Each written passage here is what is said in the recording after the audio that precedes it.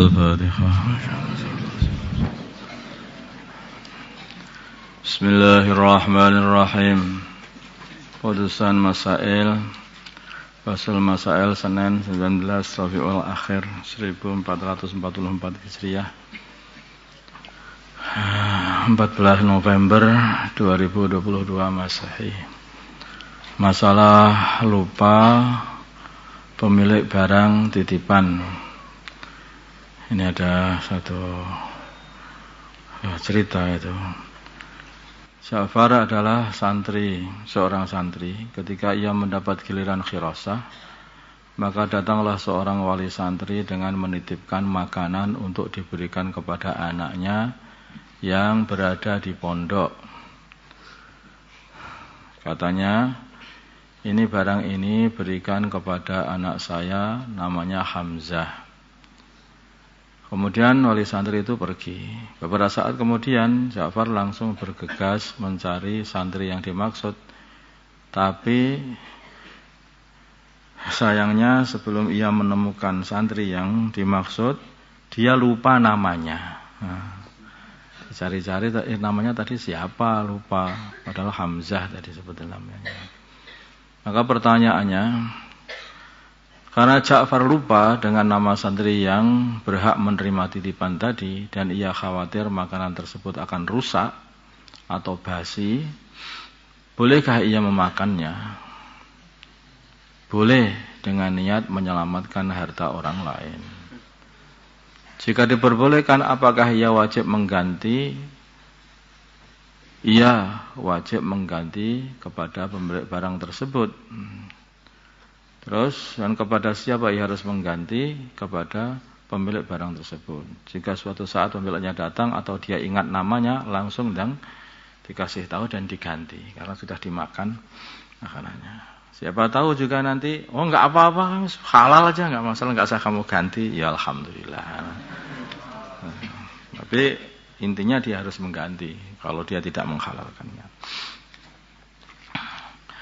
Masalah batu bata bercampur kotoran hewan ternak. Di pembuatannya itu bercampur dengan kotoran ternak.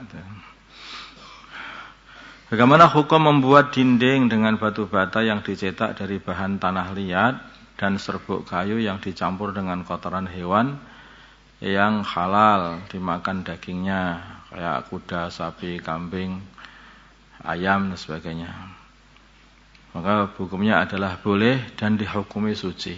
Dan ini zaman dulu juga sudah banyak terjadi seperti itu. Para ulama menganggap itu juga suci. Bahkan dikatakan seumpama dibuat untuk membangun Ka'bah pun juga enggak apa-apa katanya. Enggak ada yang sampai berkata begitu.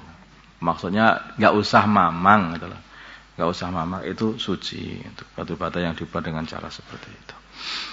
Ketiduran di angkutan umum. Zaid naik bis Sumber Slamet dengan tujuan Mojokerto. Ternyata ketika bis melewati Mojokerto, ia tertidur dan ketika bangun sudah sampai terminal Surabaya. Ketika ia akan menambah ongkos, karena kan nambah jarak kan, menambah ongkos, maka kondektur berkata, tidak usah nambah, udah, kamu juga enggak sengaja sampai sini. Pertanyaan, dari kejadian tersebut, apakah Zaid harus menambah ongkos? Seumpama menambah berapa? Misalnya jika tarif Maspati Mojokerto 20.000, Maspati Surabaya 30.000, nambahnya berapa? Jawabnya, ia wajib menambah dan menambah 10.000. Kecuali kalau kondektur tadi diberi kuasa oleh orang yang mempunyai bis untuk menentukan besar ongkos dari penumpang. Nanti memang dipakai kuasa untuk menentukan seperti itu ya boleh aja. Wallah. Tapi kalau tidak ada kuasa bagi kondektornya, ya harus menambah. Enggak, ini harus saya tambah. Lah kenapa ini? Kan bukan bismu. Kamu hanya petugas, karena tidak ada. Kalau petugas, kecuali kan ada sebagian katanya mungkin bis itu disewa bagaimana sama supirnya, sama nggak tahu tertibnya gimana. Kalau yang begitu itu dia ada kekuasaan untuk menentukan harga, ya nggak masalah. Apa yang dikatakan kondektur itu jadi halal. Tapi kalau enggak, ya apa yang dikatakan kondektur itu enggak jadi halal, harus tetap menambah saja. Bagaimana hukum seorang santri mengambil mangga yang jatuh di area pondok?